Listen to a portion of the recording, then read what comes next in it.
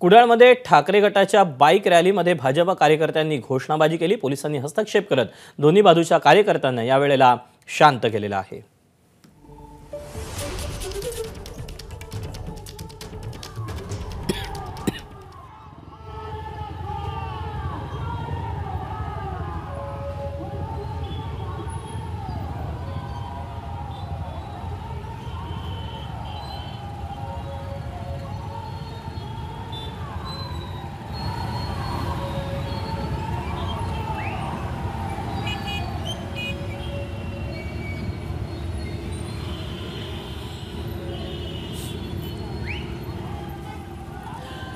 तळकोकणामध्ये उद्धव ठाकरेंचा सध्या दौरा आहे आणि या कुडाळमध्ये उद्धव ठाकरेंच्या स्वागतासाठी कार्यकर्त्यांकडून बाईक रॅलीचं आयोजन करण्यात आलेलं होतं आणि याच बाईक रॅलीमध्ये भाजप कार्यकर्त्यांनी घोषणाबाजी केली। दरम्यान यावेळेला पोलिसांनी हस्तक्षेप करत दोन्ही बाजूच्या कार्यकर्त्यांना शांत केलं।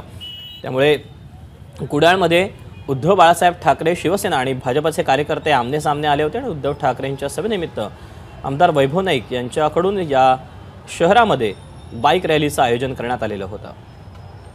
अधिकचे अपडेट जाणून घ्यात सदाशिव लाड आपल्यासोबत आहे। सदाशिव, घोषणाबाजी भाजपच्या कार्यकर्त्यांकडून करण्यात आली ज्यावेळेला उद्धव ठाकरे गटाकडून या बाईक रॅलीचं आयोजन करण्यात आलेलं होतं, काय सगळा प्रकार घडला आणि पोलिसांनी कशा पद्धतीने हस्तक्षेप केला?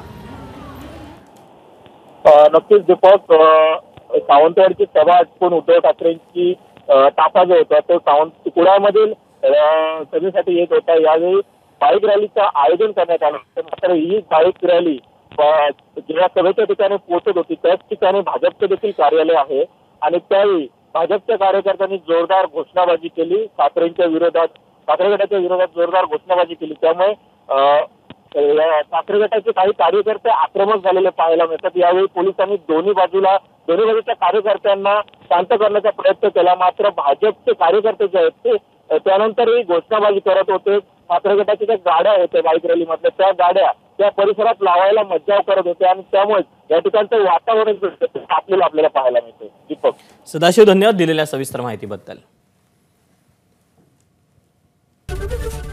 एबीपी माझा, उघडा डोळे बघा नीट।